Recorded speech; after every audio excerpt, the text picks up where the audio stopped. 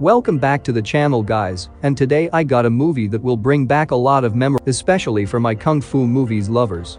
One of the best kung fu movies out there, and also I would consider it one of the best movies to just sit down, watch and relax. Of course, by the title you can already tell that the movie I'm talking about is none other than Kung Fu Hustle.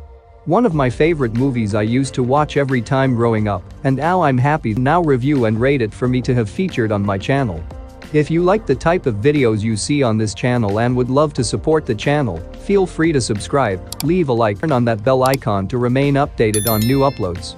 Also feel free to leave a quick comment on the channel of suggested movies, series or anime. Let's get into the video. So the movie starts with the gang boss beating up this officer for some reason that I didn't remember, but after hitting the officer, the gang boss and his crew went outside, and this is where things kicked off. We see a bunch of guys in black suits coming from every single road, at so many of when they learn that this is the Axe Gang, and they are the most powerful gang in town, literally ruling over the police in the entire town. The boss of this gang then orders his guys to take out the boss crew and then attacks the leader himself, leaving his wife begging for mercy, but still meeting her demise. We then see this poor apartment complex they call the pigsty, and this is one of the most iconic places in this movie, as most of the crazy fights happen here. We then get introduced to many people in this poor complex, including the landlord. We see him drunk going all around the complex, interacting with everyone and being a menace sometimes. We then see one of the young guys taking a shower and washing his hair underneath the stand, and all of a sudden the water stops, and he gets furious because he wasn't done bathing as yet. This is when he complains to the landlord, and we meet one of the best characters and funniest in. We see her basically being that landlady that always reminds everyone they need to pay and cuts out utilities if people aren't paying, but we also know that she cares for everyone in the comp. She even ends up beating up her husband, who is of course the landlord, even leading to her throwing him over the balcony. After this we see two strange guys come to the complex, claiming members of the Axe Gang, and blackmailing the barber to pay him or they would kill everyone here. We then learn the main guy doing all the talking goes by the name of Sing and his friend being Bone. Now this guy Sing, we will later learn that he is actually the main character of the movie, but that's for later on in the video.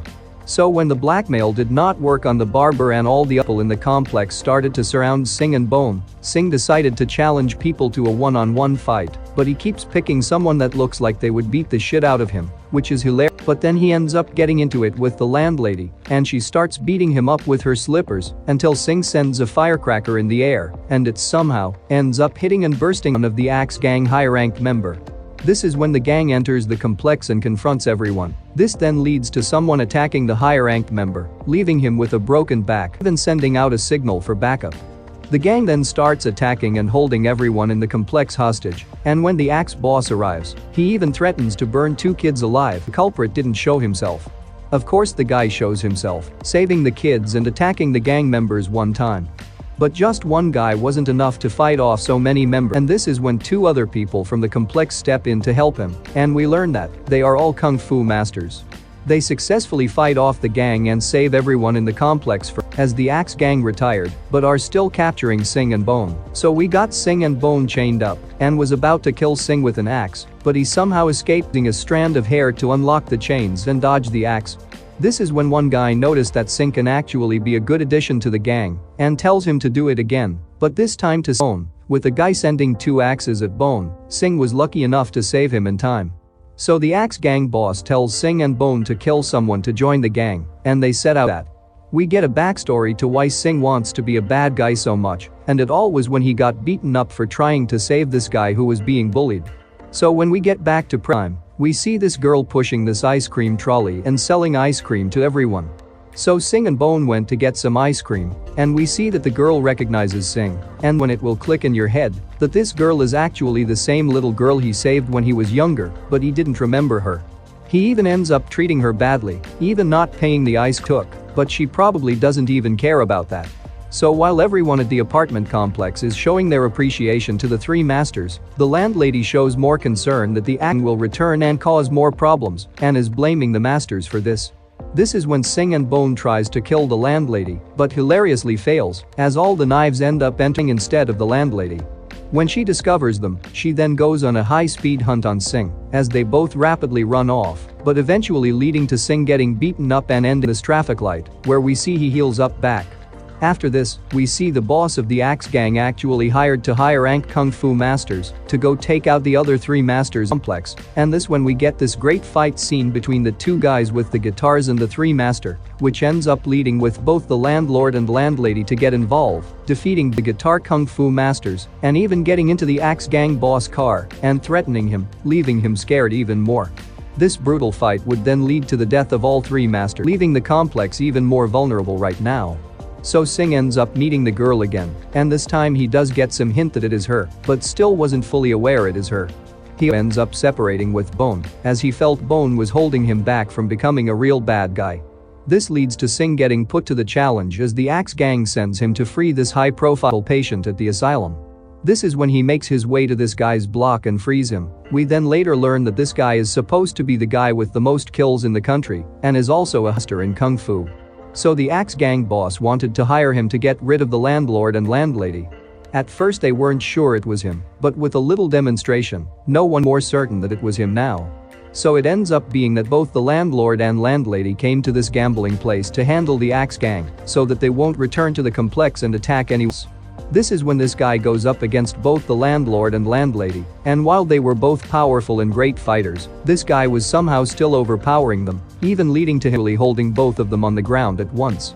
This is when switches up and attacks the Axe Gang boss with the piece of wood he had, and even attacked the guy, who after getting hate, literally started the living shit out of Sing, and with him being so mad he even ends up killing the Axe Gang boss as well. Luckily the landlord and landlady ends up escaping and saving Sing's life, bringing him back to the complex. This event is what leads Sing to finally awakening his chosen Buddha powers and becoming an incredible kung fu master. So we see that the new guy over the Axe Gang, seemingly becoming the new Axe Gang boss and leading them on an attack to the apartment complex. This is when he realizes that Sing is indeed still alive and now is incredible kung fu, defeating every single Axe member that was there. Now it's time for Sing to get his revenge as he faces off with this guy. Starts as an equal fight, but Sing starts to overpower the guy, and he then uses his technique and basically becomes a frogman, and now he is bouncing all over the place with incredible speed and force.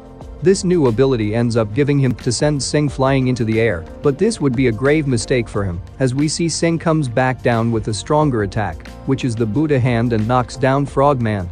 He ends up sparing this guy life and becoming his masters, as the guy decided to follow and be under Sing from here on out. So after this, we see that Bone and Sing are reunited as they opened up a candy shop, and we find that wholesome moment where Sing meets the girl from the past and they finally end up being together. So when we thought this was going to be the end, the same guy who gave Sing the Buddha book coaches another kid and gives this kid the same choice, but this time with more options of kung fu to learn, and that was basically the movie in a nutshell. Rewatching this movie was definite thing I needed. It brought back all the joy and happiness I got from this movie right back to me, and I loved it. With the great fight scenes and delivering a handful of them, truly stamped it as a solid kung fu movie. Although the story wasn't great, as there really was much going on in the story, and it was just a bunch of things put together, this movie was still able to stand for me. With many funny moments in a movie about gang and poverty and a lot of action, they added the comedy part and delivered them at the perfect moment as well. Definitely made this movie likable in my opinion. With so many great characters, it was no wonder this movie was wildly successful and known around the world back in the days. With great fight scenes like 2 guitar guys went up against the 3 masters, or when Sing faced off the frog guy in the final battle, definitely was where the movie peaked. However, that is not taking out the fact about the entire movie, it was a solid uphill watch. Never a boring scene or a part that would make you want to click off or pause the movie and leave it for later. The pacing was really, and I feel that everything played a lot well in the timeline.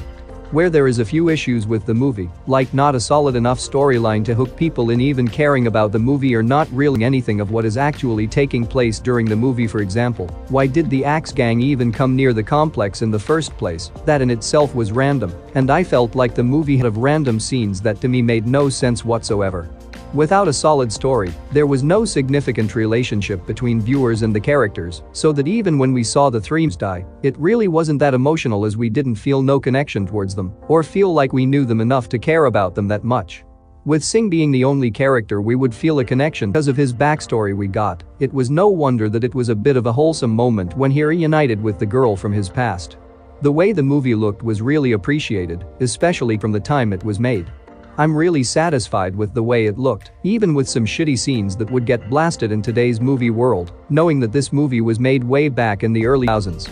One thing I would say is that this movie has potential to be even bigger, and if they were to reboot this movie and even come out with more parts, introducing more kung fu master techniques, along with new enemies to go up against and some solid story writing, this would end up turning into a big movie release. Would love to see what the kid at the end chooses to do, and who is that guy that keeps going up to kids and turning them into kung fu masters. There are still so many questions yet to be answered that I would have loved to see get answered, but however that is the case.